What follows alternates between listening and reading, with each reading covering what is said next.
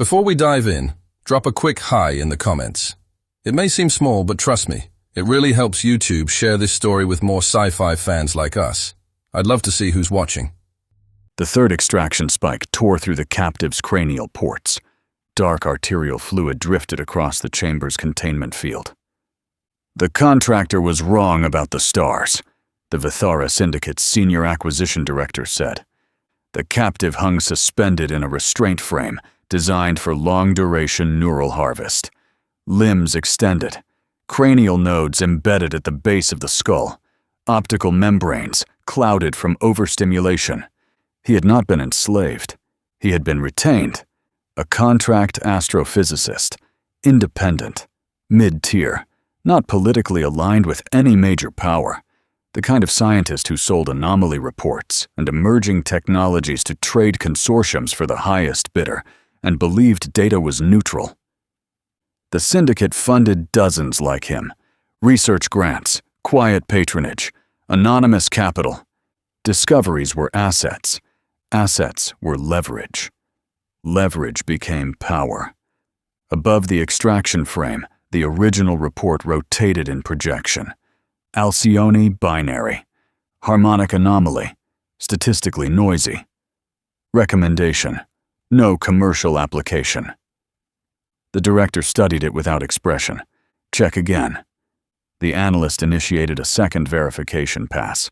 Rerunning harmonic isolation at deep spectrum resonance, he said. The lattice pulsed again, and the harmonic data the astrophysicist had dismissed as turbulence stabilized. The irregular shear patterns aligned. The noise repeated. And when something repeats, it is no longer noise. A scream tore from the captive's throat, thin, involuntary, mechanical, and died as the lattice stabilized and the holographic field above the platform flickered into coherence. Gravitational shear maps, stellar rotation models, resonance harmonics. The twin suns rotated in opposing directions in the projection, amber and white spheres locked in gravitational opposition. The model recalculated in real time as more data was stripped from the captive's cortex. A line appeared between them, then it thickened, then it stabilized. The analyst continued. Compression symmetry confirmed. The director looked at the data. The AI reran the dataset. Noise filters removed, reintroduced, removed again. The pattern remained.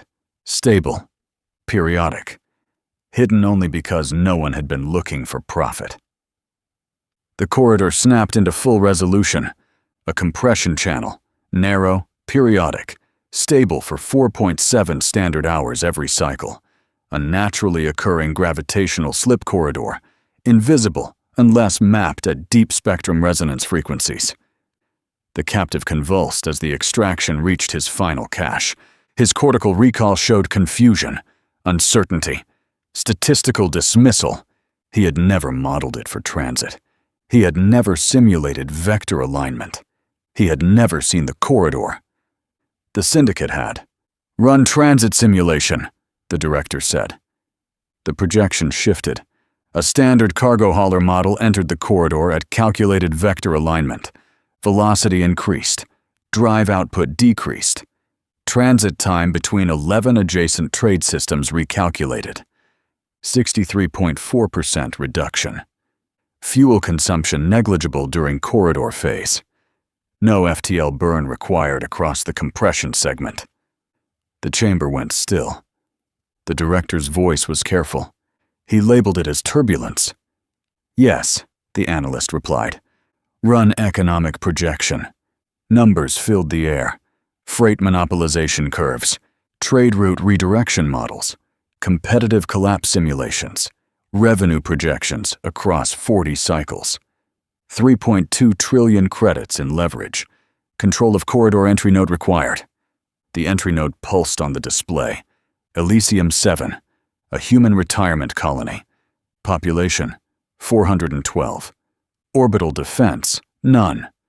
Military registry, none. Galactic Council protection status, civilian. The captive's vital signs flattened.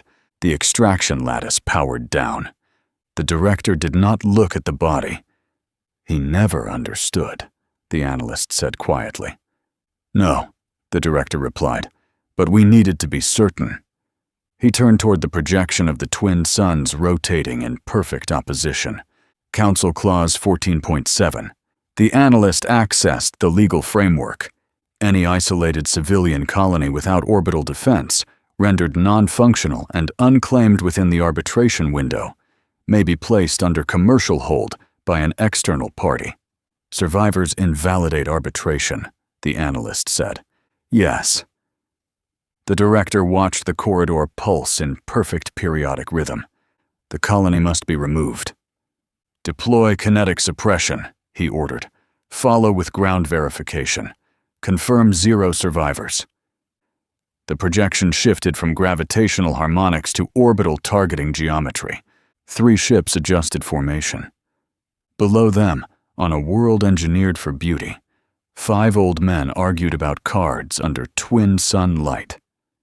The first kinetic rod entered atmosphere. 30 minutes later, the Commons building was gone. 43 survivors were in the tunnels, and 12 syndicate soldiers were dead in an orchard. Present time. The second sweep team entered atmosphere. In the tunnels beneath the orchard, they were already planning for it. Rollins had been standing at the schematic, one-armed and calculating. They'll send more this time.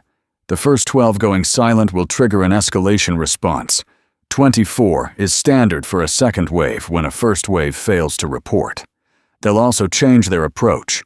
Wider formation, overlapping fields of fire, combat-ready weapons. They won't be walking and expecting body counts. But they'll still go to the orchard, Mrs. Smith said. She was back on her cable spool by the entrance, knitting bag in her lap, mirror back inside it. Her hands were steady, but her face was drawn. She had watched 12 beings die from 30 feet away through a ventilation grate, and the fact that she had written scenes like it 100 times did not make it the same as seeing it. They have to. Their first team went in there and didn't come out. They need to know what happened before they can continue the sweep. She's right, Rollins said. The second team will enter the orchard, find the bodies, and try to establish what killed them. While they're doing that, they'll be standing in the lower quadrant, which is where the bodies are, which is where the irrigation main runs. We flood it, Cray said. Collapse the irrigation main from below. A recall team can cut it from the maintenance access. Knee-deep in 30 seconds. Waist-deep in 2 minutes. And in that water, in the chaos, with the drones running interference overhead, Terrence said, they won't be looking for a man in a wheelchair behind a burned tree. There it was. The plan had a shape. First engagement to break the second team's cohesion. Irrigation flood to pin them. And in the confusion, one man, sitting still in the one place no one would look for a threat, waiting for a single soldier to come close enough. They said it. Tarrant positioned himself 30 minutes before the second dropship was expected. He took his wheelchair through the eastern tunnel access into the orchard's upper quadrant, above the floodline, behind a collapsed retaining wall, where a row of ornamental apple trees had been that morning, and were now charcoal pillars. The position was deliberate, slightly elevated, sheltered, with a clear sightline to the lower orchard where the bodies of the first sweep team lay in the ash. He draped a blanket over his legs. He lowered his chin to his chest. He closed his eyes. To anyone approaching, he was debris. An old man in a wheelchair, abandoned in the chaos of the bombardment, slumped and still. The most pitiful thing on the battlefield. The thing you walk past. The thing you scan, dismiss, and log as another casualty in a colony full of casualties. The Whitfield pulse emitter was live under his left hand. The ceramic blade, his own, from a career that predated the wheelchair by 20 years, rested beneath the blanket across his thigh. He waited. Ash was 30 meters behind him, in a drainage ditch that ran along the orchard's upper boundary, invisible, motionless, waiting for the moment after Tarrant's moment. At 1950 colony local time, The second dropship landed. Mrs. Smith counted them from a new grate, 50 meters from her first position.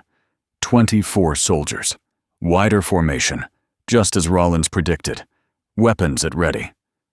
They moved into the orchard in 3 staggered lines, covering each other, scanners on combat resolution. 2 flashes from the mirror. Cray received the signal. He waited. Timing was the architecture now. Let them find the bodies. Let them stop. Let them cluster around the dead and try to understand what had happened, because the instinct to understand is the instinct that pins you in place, and pinned is what he needed them to be. The 24 soldiers found the first team's bodies in the lower orchard. They stopped. They scanned. They reported. For 90 seconds, they were stationary, focused downward, trying to reconcile what their scanners showed. 12 dead soldiers, killed by a combination of industrial shrapnel and close-quarters cutting implements, with an intelligence briefing that said this colony contained nothing more dangerous than elderly humans and medical drones. Cray gave the order through the hardline tunnel network. The irrigation main beneath grid section 4 collapsed.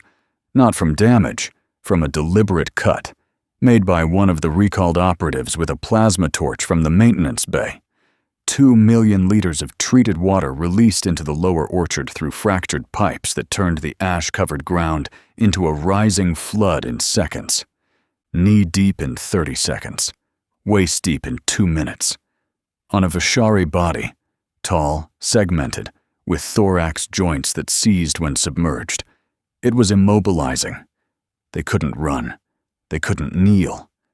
They stood in rising water that gripped their armor at the joints and held them the way a fist holds a throat. The drones came back. The remaining fragmentation units screaming in at head height through the smoke. The laser-equipped scooters, piloted by old hands that shook on the handlebars but didn't shake on the trigger, cutting through the chaos with beams that found the gaps in armor where the water had forced the joints open. But the upper orchard was not flooded. And in the upper orchard, behind the collapsed retaining wall, Hugh Tarrant sat in his wheelchair with his eyes closed and waited. The flood drove 3 soldiers uphill. Standard survival response. Move to higher ground when the terrain turns against you. They came through the charcoal tree line at a staggering run, water streaming from their armor joints, sensors flickering from the drone assault, pulse lances firing wild into the smoke in the direction of threats they couldn't see clearly. The first 2 passed Tarrant's position at 6 meters. They didn't look. Debris, old man, wheelchair, nothing. Civilian expansion zone. Population too old for combat, one said quietly. Acquisition should have been fast. The first team never reported. Something went wrong. Arbitration window closes in 48 hours, the other replied. Secure the site. File the report. The third one stopped. This soldier was more careful than the others, or more frightened, or both. He was scanning the upper orchard with a visor that was cracked but still partially functional, and his scanner flagged the wheelchair, a metallic object with an active power cell, sitting motionless against the retaining wall in a position that didn't match any colony infrastructure profile. Anomaly. Worth investigating. He approached. Pulse lance raised. Forearms configured for a combat posture. Upper pair on the weapon, lower pair free, one reaching for the scanner on his belt to get a cleaner reading. He moved toward the wheelchair, the way a soldier moves toward something that is probably nothing but might be something, which is to say, weapon up, weight forward, every sense straining. 3 meters. Tarrant could hear the chemical tang of the Vishari atmosphere recycler in the armor's neck seal, the hiss of the rebreather, the faint, high-pitched whine of a cracked visor trying to auto-repair. 2 meters. The soldier leaned in, close enough to see, through the cracked visor, an old man in a wheelchair, blanket over his legs, chin on his chest, eyes closed, breathing slow. The soldier's posture changed, the weapon lowered 2 degrees. Not much, just enough. The categorization had been made. Casualty. Non-threat. Log and move on. He reached for his belt scanner with his lower left hand. Tarrant opened the recessed panel. The Whitfield pulse emitter fired a single electromagnetic burst, focused, tight beam, 3 meters of effective range. It was not a weapon in any legal or technical classification. It was a tool designed for disrupting hostile electronics during boarding operations. It had been standard issue for Terran Corridor Authority combat engineers for 11 years before being decommissioned and replaced by a newer model. Tarrant's unit was the older model. It worked the same. The soldiers' helmet systems died. Every display inside the visor went to static. The navigation feeds, the tactical overlay, the targeting assist, gone. But the critical failure was the neural balance regulators in the neck assembly.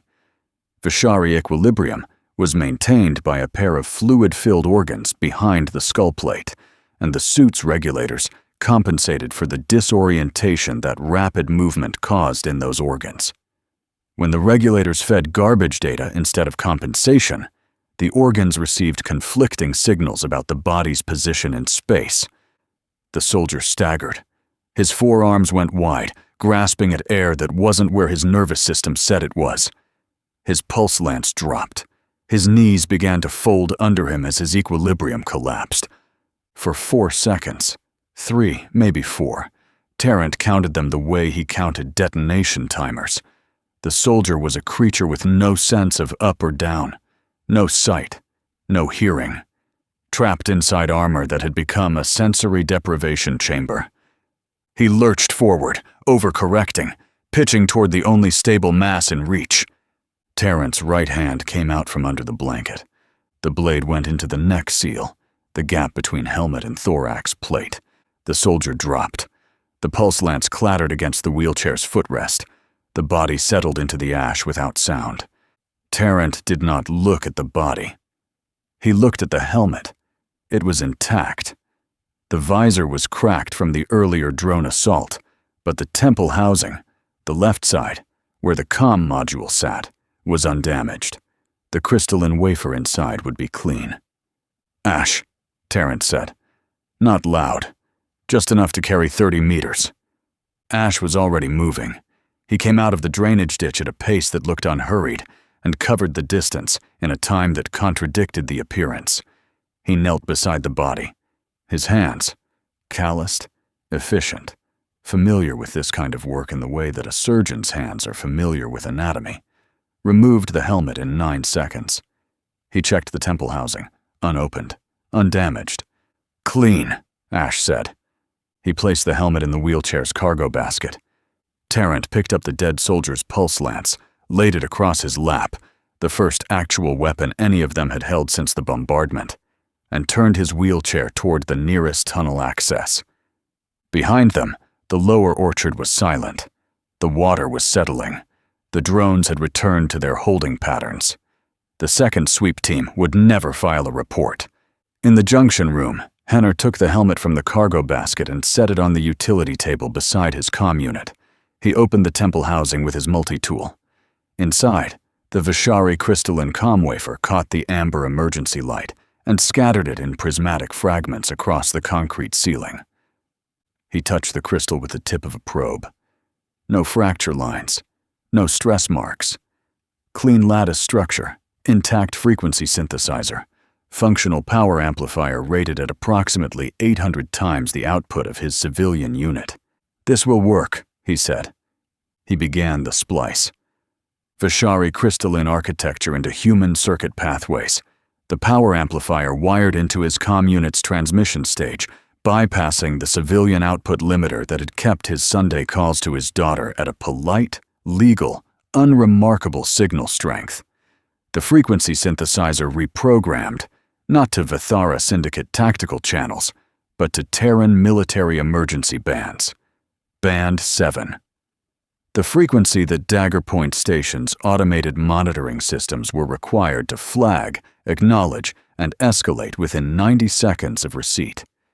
His hands moved with the steady, unhurried precision of a man who had spent 3 decades building, modifying, and exploiting communication systems in conditions that ranged from uncomfortable to actively lethal. A tunnel beneath a burning retirement colony was, by Henner's professional standards, somewhere in the middle. "How long?" Cray asked. "The splice takes 20 minutes. After that, I need surface access. The tunnels will interfere with the signal. I need elevation and a clear eastern horizon. Dagger Point's position at this hour puts it just above the ecliptic plane." Henner adjusted the half-seated crystal wafer. "From down here, I can transmit," he said. "But I won't know if it clears the rock. Military arrays can punch down through bedrock. This splice can't punch up the same way." "You'll have it." 20 minutes. They had 20 minutes before the next phase, and in those 20 minutes, the only thing that mattered was the work Henner's hands were doing on a utility table in a concrete room beneath the ruins of a place that had been, that morning, the most beautiful colony in the Fringe. Mrs. Smith watched him work. She watched the way she had always watched, with the patient, absorptive attention of a woman who understood that the most important details were always in the hands. What a character held, how they held it, whether their fingers trembled. Henner's didn't. In orbit, the Vithara Syndicate flagship registered the loss of 36 ground troops in 2 engagements.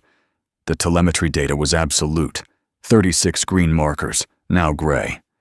2 full sweep teams deployed to a retirement colony classified as a zero-threat civilian target, and not one soldier had transmitted a coherent report before going silent. The fleet's response was not immediate. It was calculated. The Syndicate had not achieved its position by reacting emotionally to tactical surprises. But the calculation led to an uncomfortable conclusion. The ground approach had failed. The survivors were organized, and every minute the operation continued without confirmation of total elimination was a minute closer to someone outside this system asking questions about why a Vithara Syndicate fleet was in orbit above a human colony world. The flagship began charging its main battery for a secondary orbital strike. In the tunnel, Henner felt it before any instrument confirmed it.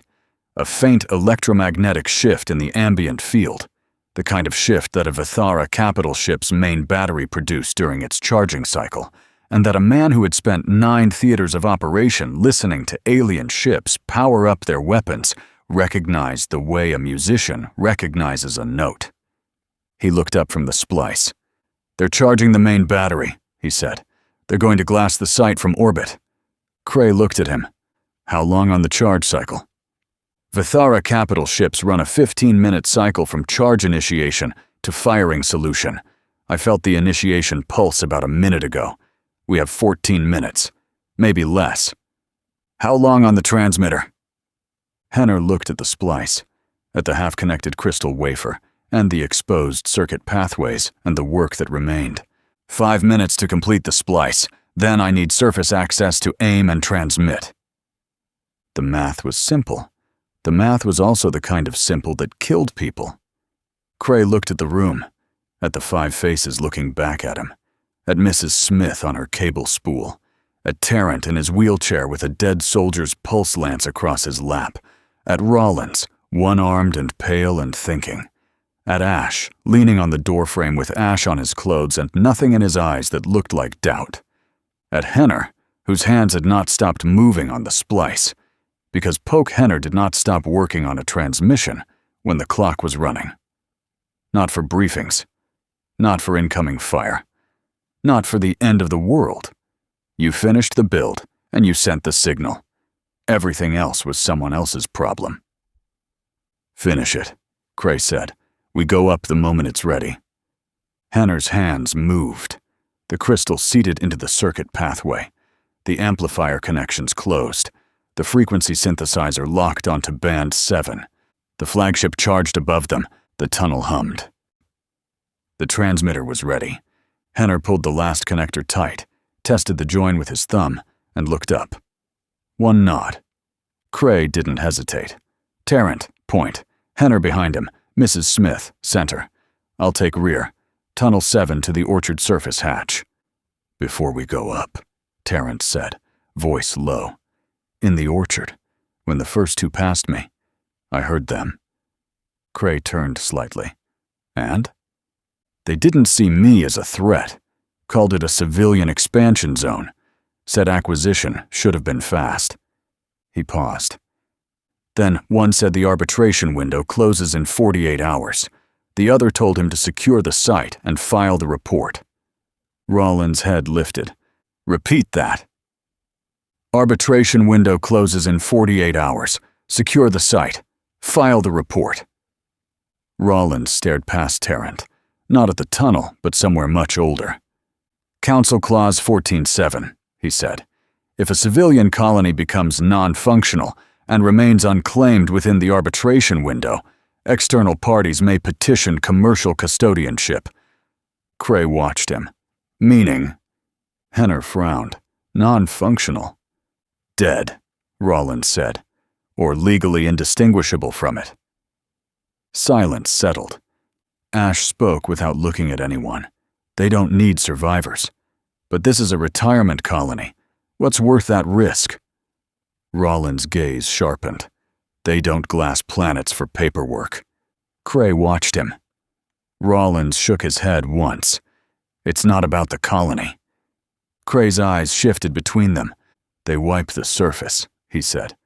Then they file. Rollins nodded once. They don't need occupation forces. They need absence. Henner adjusted the transmitter strap across his chest. And if the surface is sterilized before we transmit, there's no record of resistance, no counterclaim, just a destroyed colony. Cray looked toward the hatch. Then we make a record. Rollins, Ash, stay below. Keep the 43 alive. If we don't come back, you don't come looking. Rollins nodded. He understood the math. 2 assets in reserve meant the civilians still had protection if the surface party got erased. He gave a short nod and stepped back into the dark. Ash simply checked the captured sidearm, turned, and walked toward the deeper junction where the survivors were sheltered. Tarrant rolled forward. The wheelchair's modified treads gripped the tunnel's corrugated flooring with a low grinding sound. The captured Vishari pulse lance lay across his lap, barrel angled forward, his hands resting on it the way other men rested hands on armrests. He'd field-modified the lance's grip assembly with electrical tape and a section of wheelchair armrest foam so it would seat against a human shoulder. It was crude work. Tarrant's work was always crude. It was also always functional, which was the only metric that had ever mattered to him across 4 decades of making machines do violent things in places where supply chains didn't exist. He led them up the incline toward the Tunnel 7 hatch, and the air changed as they climbed, colder, thinner, carrying the chemical smell of what the bombardment had done to the topsoil. Tunnel 7 had been designed as a perimeter maintenance exit, 70 meters from the old water tower, cut into the ridgeline to service irrigation feeds. The tunnel walls were sweating condensation. Somewhere above them, ruptured water mains were bleeding into the substrate, and the moisture was finding its way down through cracks the bombardment had opened in the colony's infrastructure layer. Henners followed him with the transmitter unit strapped across his chest, a grotesque hybrid of Terran civilian hardware and the crystalline guts of a Vishari comm wafer, held together with solder and field tape, and the kind of engineering that only worked when someone understood signals the way a surgeon understood anatomy. Mrs. Smith kept the pace. Her hand was inside her coat pocket. Her face showed nothing. Cray came last, oxygen unit clipped to his side, the soft mechanical tick marking each breath. Tarrant reached up and unlatched the surface hatch. The hydraulics were dead, no power, so he forced it with his arms, the muscles in his shoulders cording as the plate groaned open. Pale light fell into the tunnel, gray sky, ash particulate drifting like snow. What had been the eastern residential quarter was gone, not destroyed in the way a building is destroyed, dismantled at the molecular level. Where there had been homes, streets, the community center where Mrs. Smith had attended Thursday Bridge, There was now a shallow depression of fused glass andite. The bombardment's footprint was precise, surgical if surgery were performed with a hammer. The air above the impact zone shimmered with residual thermal energy, and the ground crunched underfoot with the sound of walking on broken teeth. Nothing organic remained. Not a tree. Not a blade of grass. Tarrant rolled out first. The wheelchair's treads crunched on debris. He swept the pulse lance across a 90-degree arc, left to right, slow, methodical. Clear to the tower. No movement, Tarrant said. They moved. The water tower stood at the colony's eastern edge. It had survived the bombardment because it was infrastructure. Metal and concrete, no residential value, no population density. The Syndicate's targeting algorithms had categorized it as irrelevant, as they had with other things in this colony. Henner reached the tower's access ladder. He looked up, 20 meters to the maintenance platform. He slung the transmitter tighter, gripped the first rung, and started climbing without breaking stride. Cray positioned himself at the tower's base, sight lines covering the western approach. Tarrant angled his chair behind a concrete water main junction. The pulse lance trained north. Mrs. Smith stood in the shadow of the tower's support column, very quiet. Henner climbed. The ladder rungs were cold and gritty with ash. His fingers found rhythm. Grip, step, pull, grip, step, pull. 20 meters is not a long climb for a young man. Henner was 67 years old, had a replaced left knee, and was carrying 11 kilograms of jury-rigged transmitter equipment. His left knee sent a sharp, specific complaint up his thigh with every step. The titanium joint didn't like cold, didn't like load-bearing lateral movement, didn't like any of this. He reached the halfway mark in 30 seconds. The last 10 meters cost him more than the first 10. When he reached the platform, he didn't pause to catch his breath. There was no time for breath. The platform grating was buckled in 2 places from bombardment concussion, and he had to brace his feet carefully to maintain stable footing.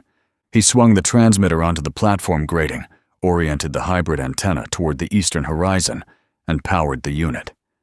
The Vishari crystalline wafer hummed, a thin, glassy sound, alien and precise. The Terran components around it buzzed and crackled with the effort of handling frequencies they'd never been designed to carry. A hairline fracture ran through the wafer's secondary resonance layer, damage from the splice. Henner watched it for 2 seconds.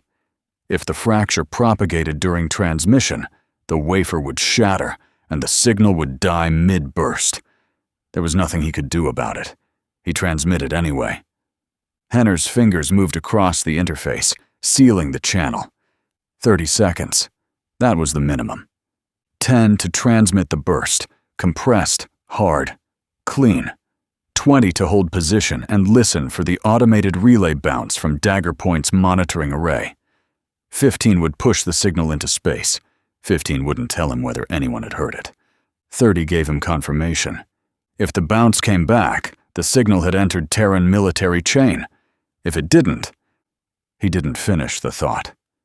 He opened Band 7, Terran military emergency, and transmitted. The transmission was not a speech. It was not a plea. It was a compressed military-grade data burst containing the following. The signal contained 2 data packets compressed into a burst transmission of 1.7 seconds. The first packet was a standard Terran distress header, colony identification, coordinates, timestamp, threat classification.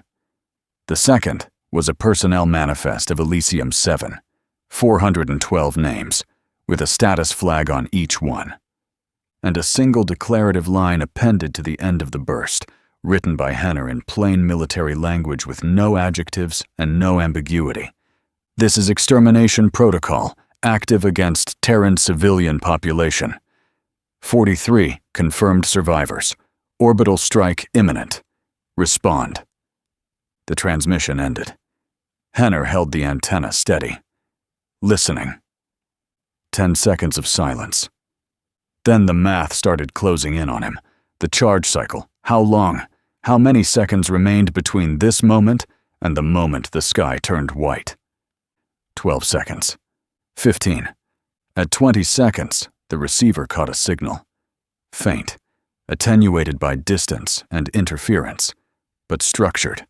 An automated response on Band 7, a relay acknowledgement from a military monitoring buoy in Dagger Point's outer sensor network. Not a human response. Not yet. Just a machine, doing what it was built to do, confirming that a signal had been received on an emergency frequency and was being forwarded up the chain. The bounce code was clean. "Got it," Henner said. "Poke. Down. Now," Cray said. Henner was already on the ladder, descending faster than his knees wanted and slower than the situation demanded. 312 kilometers above Elysium 7, the Syndicate flagship's communications officer detected the burst. The signal was unmistakable, a tight beam transmission on a frequency that did not belong to any Vishari system, cutting through the electromagnetic distortion of the orbital battery's charge cycle with unnatural precision. The communications officer reported to his superior. The bridge reported to Tactical Overseer, who stood at the center of the command deck, watching the battery's charge indicator climb toward completion. A signal had left the colony surface, Terran origin, military emergency frequency, outbound vector into open void. "Deploy fast assault shuttle," the Overseer said. "Intercept and eliminate the signal source, immediately."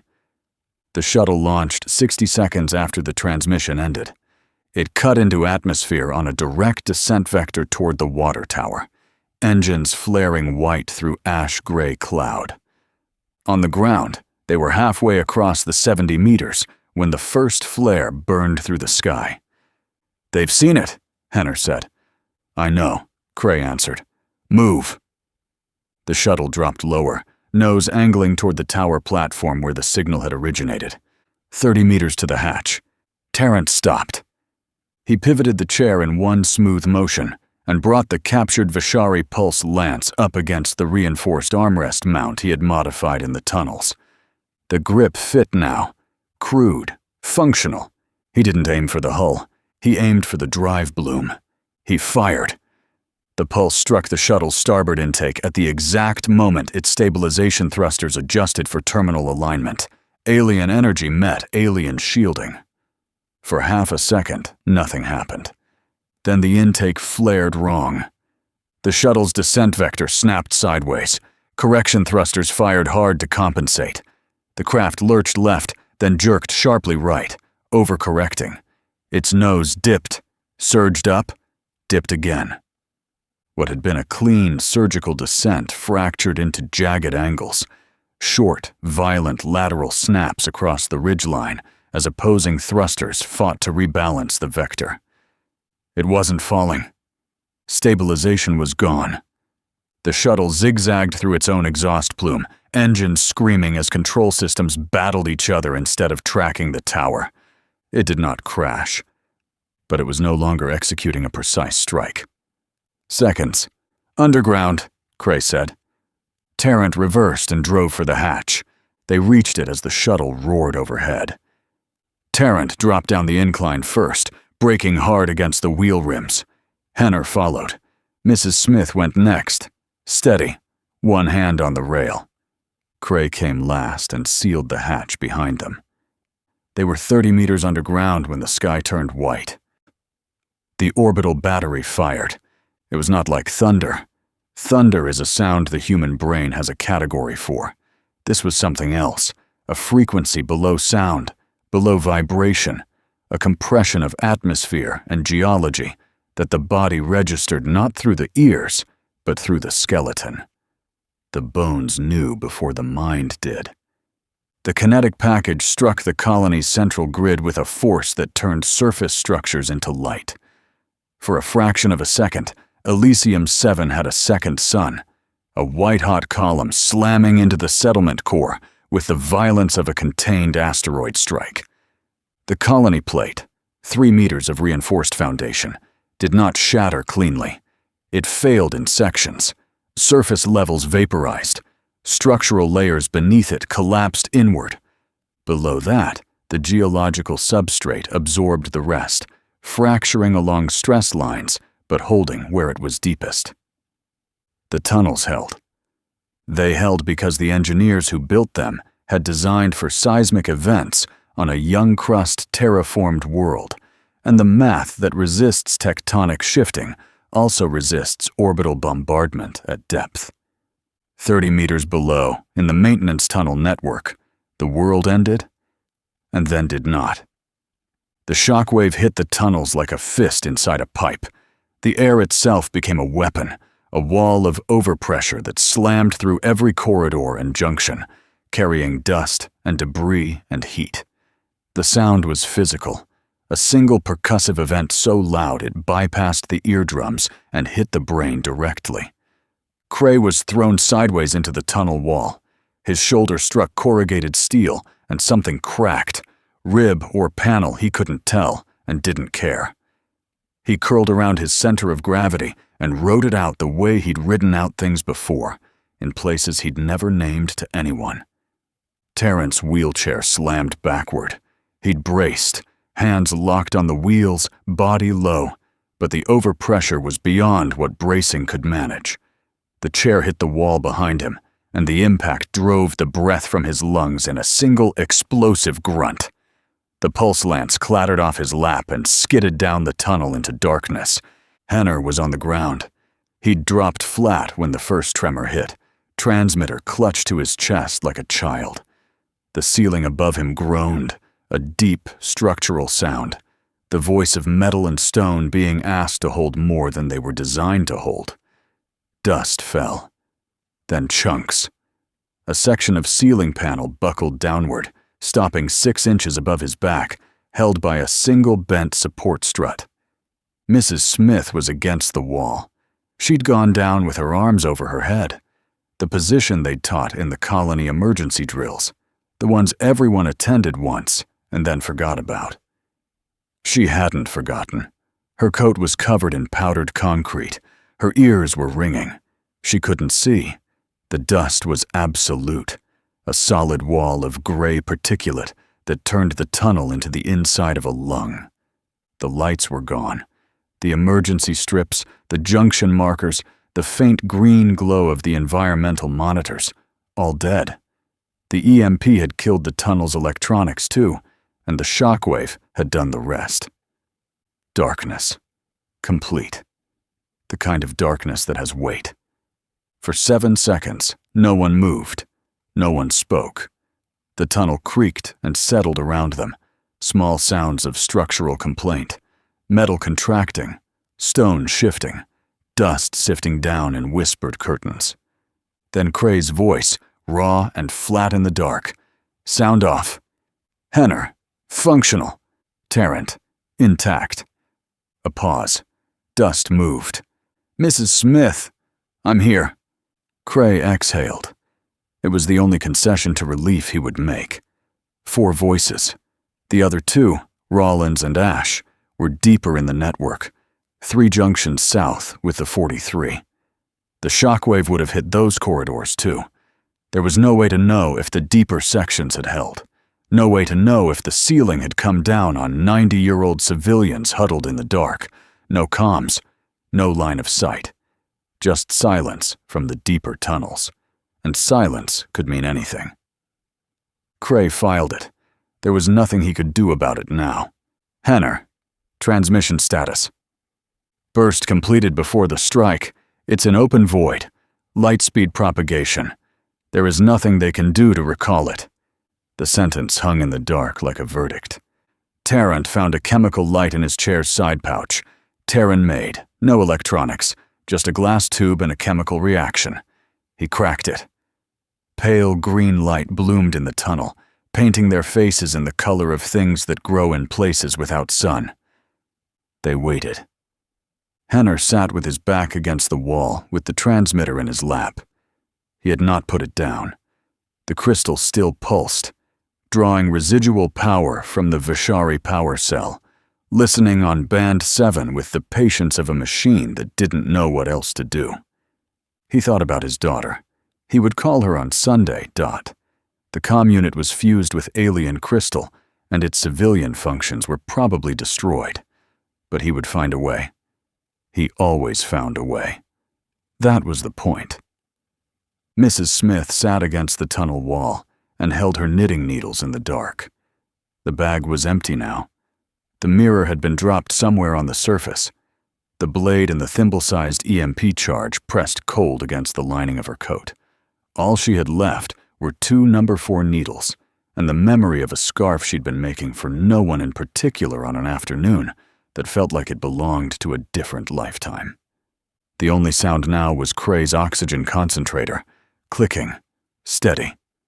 They waited for hours in a dark tunnel beneath a world that no longer existed above them, and they waited the way old people wait, with the patience of those who have learned that time passes whether you fight it or not.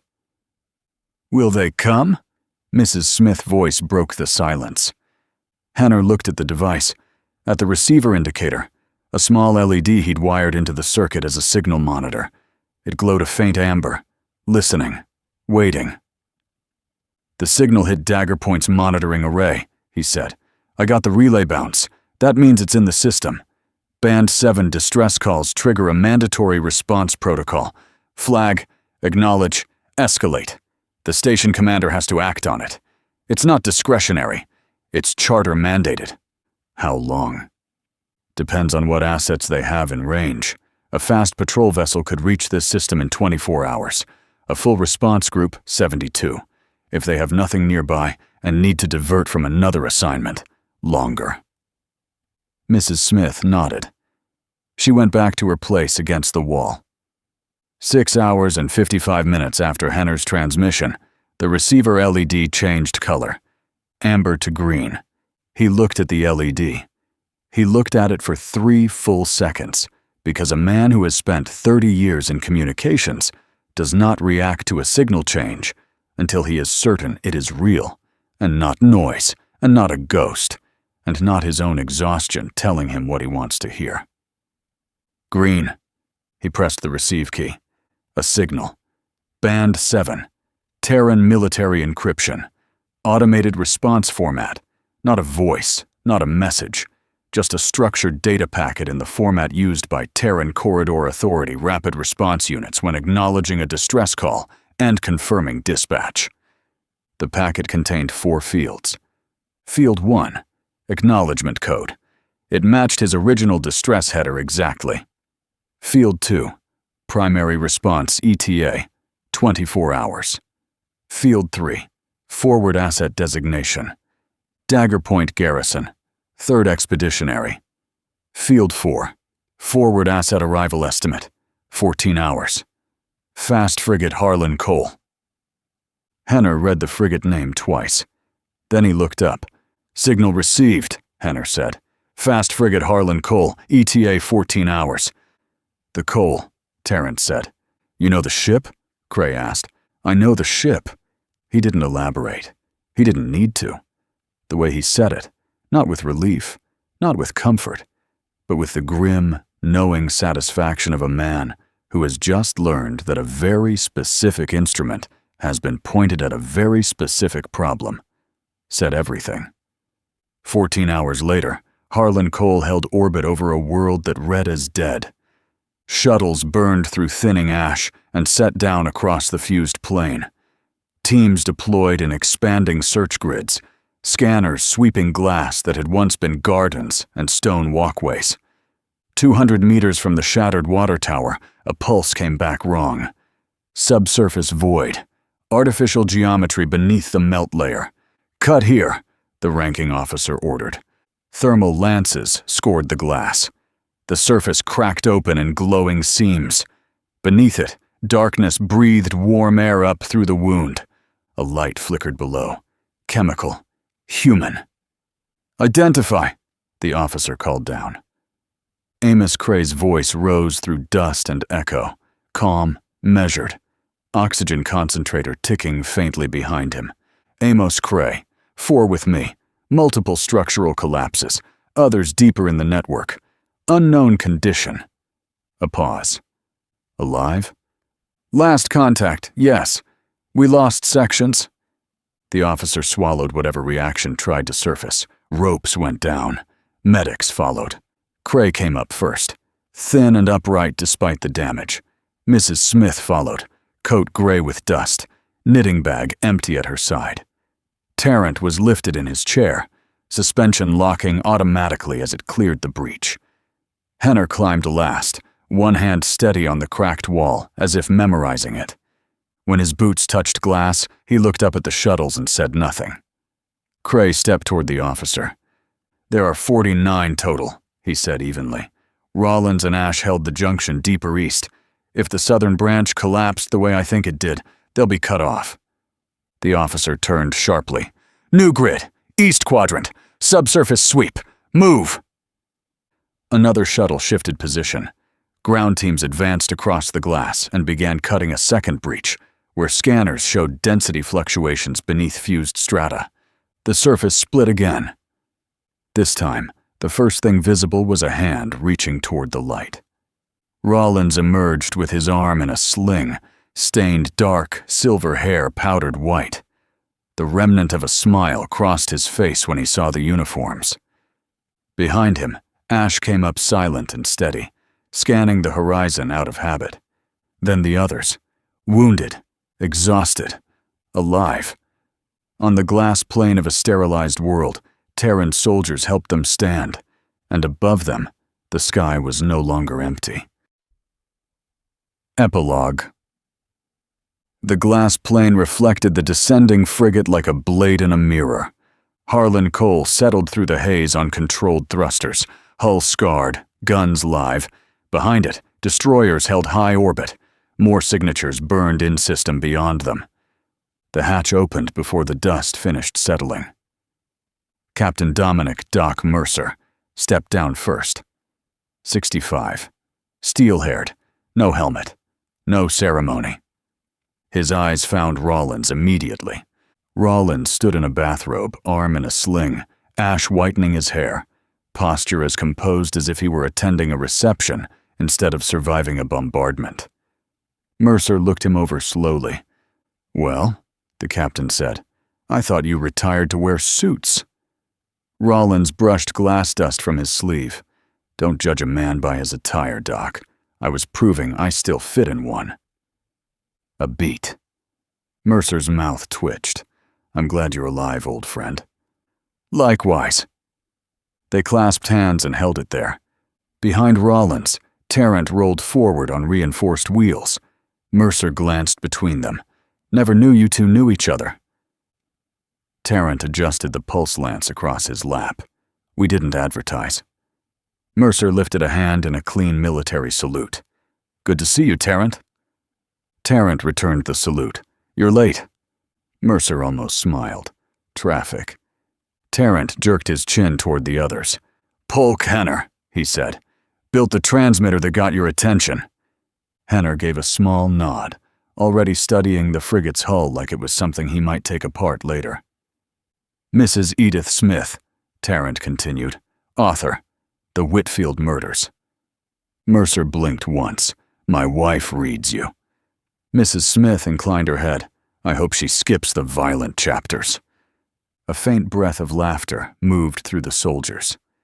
"And that," Tarrant said, "is Leonard Ash. His pottery was well regarded on Elysium 7. Ash said nothing, just watched Mercer the way he watched everything. Tarrant's gaze shifted. Amos Cray. Mercer's posture changed slightly at that name. Recognition. Respect. "And Deckard Rollins," Tarrant added. "You already know." Mercer looked at the group. Bathrobes, slings, dust. Oxygen line clicking steadily at Cray's side. "You survived orbital sterilization," he said quietly. Rollins shrugged. "We had a good card game going." "The Kosmik card game," Mrs. Smith corrected mildly. Mercer turned back toward the fused horizon. "We're not just evacuating you," he said. "After your signal, intelligence cross-checked syndicate movements. 2 years of quiet acquisitions. Missing scientists. Gravitational specialists. Twin sun modeling." Ash stiffened slightly. Mercer continued. They ran simulations across multiple twin sun systems. This one gave them the most efficient corridor geometry, highest return, lowest instability window. That's why they came. Rollins' smile faded. "We ran our own models," Mercer said. "They were right." He gestured upward. "In 72 hours, construction ships arrive. An orbital platform. A permanent garrison. The corridor will be Terran-built." "And the Syndicate?" Cray asked quietly. Mercer's expression did not change. "We play the long game," he said. "But we don't forget." He looked at Rollins again. "Let's get you off this rock." The fleet held position above the glassed world. The rebuilding had already begun. Hey there, space human. I'm really curious about your thoughts on this video. Drop a quick comment and let me know what's on your mind. Or just say hi if you prefer. Either way, I'd love to hear from you. Also, remember to check the pinned comment. Trust me, it's worth a look. Oh, and one last thing. I've chosen another video for you to watch. Just click the card here, or here if you want the whole playlist. See you there.